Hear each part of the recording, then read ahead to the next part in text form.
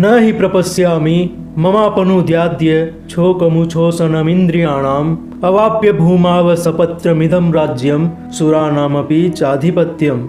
अर्जुन बोले, मुझे ऐसा कोई साधन नहीं दिखता जो मेरी इंद्रियों को सुखाने वाले इस शोक को दूर कर सके। स्वर्ग पर देवताओं के आधिपत्य की तरह इस धन धान्य संपन्न सारी पृथ्वी पर निष्कंटक राज्य प्राप्त करके भी मैं इस शोक को दूर नहीं कर सकूंगा। तात्पर्य, यद्यपि अर्जुन धर्म तथा सदाचार के नियमों पर आधारित अनेक तर्क प्रस्तुत करते हैं, किंतु ऐसा प्रतीत होता है कि वह अपने गुरु भगवान श्री कृष्ण की सहायता के बिना अपनी असली समस्या को हल नहीं कर पाएंगे। वह समझ गए थे कि उनका तथाकथित ज्ञान उनकी उन समस्याओं को दूर करने में व्यर्थ है जो उनके सारे अस्तित्व शरीर को सुखाए दे रही थी। उन्हें इन उलझनों को भगवान कृष्ण जैसे आध्यात्मिक गुरु की सहायता के बिना हल कर पाना असंभव लग रहा था। शैक्षिक ज्ञान, विद्वता, उच्च पद, ये सब जीवन की समस्याओं का हल करने में व्यर्थ है। यदि कोई इसमें सहायता कर सकता है तो वह है एकमात्र गुरु।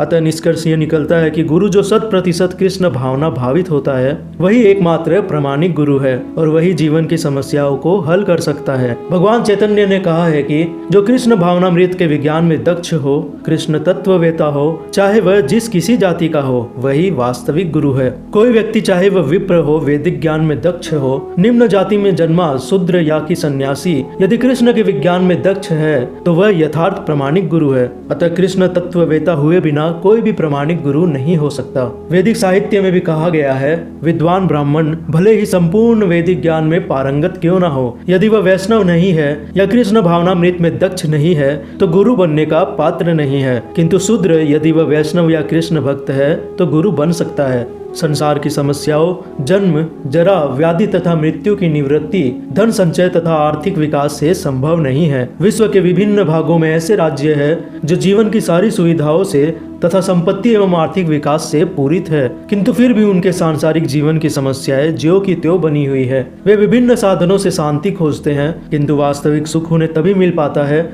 जब वे कृष्ण भावनामृत से युक्त कृष्ण के प्रमाणिक प्रतिनिधि के माध्यम से कृष्ण अथवा कृष्ण तत्व पूरक भागवत गीता तथा श्रीमद् भागवत के परामर्श को ग्रहण करते हैं। यदि आर्थिक विकास तथा भौतिक सुख किसी के पारिवारिक, सामाजिक, राष्ट्रीय या अंतर्राष्ट्रीय अव्यवस्था से उत्पन्न हुए शोकों को दूर कर पाते तो अर्जुन ये ना कहते कि पृथ्वी का अप्रतिम राज्य या स्वर्ग लोक में देवताओं की सर्वोच्चता भी उनके शोकों को दूर नहीं कर सकती। इसलिए उन्होंने कृष्ण भावनामृत का ही आश्रय लिया और यही शांति तथा समरसता का उचित मार्ग है। आर्थिक विकास या विश्व आधिपत्य प्राकृतिक प्रलय द्वारा किसी भी क्षण समाप्त हो सकते हैं। भागवत गीता इसकी पुष्टि करती है कि जब पुण्य कर्मों के फल समाप्त हो जाते हैं तो मनुष्य सुख के शिखर से जीवन के निम्नतम स्तर पर आ गिरता है। इस तरह से विश्व के अनेक राजनीतिज्ञों का पतन हुआ है। ऐसा अधपतन शोक का कारण बनता है। अतः यदि हम सदा के लिए शोक का निवारण चाहते हैं तो हमें कृष्ण की शरण ग्रहण करनी होगी, जिस तरह अर्जुन ने की। अर्जुन ने कृष्ण से प्रार्थना की कि वे उनकी समस्या का निश्चित समाधान कर दे और यही कृष्ण भावनामृत की विधि है।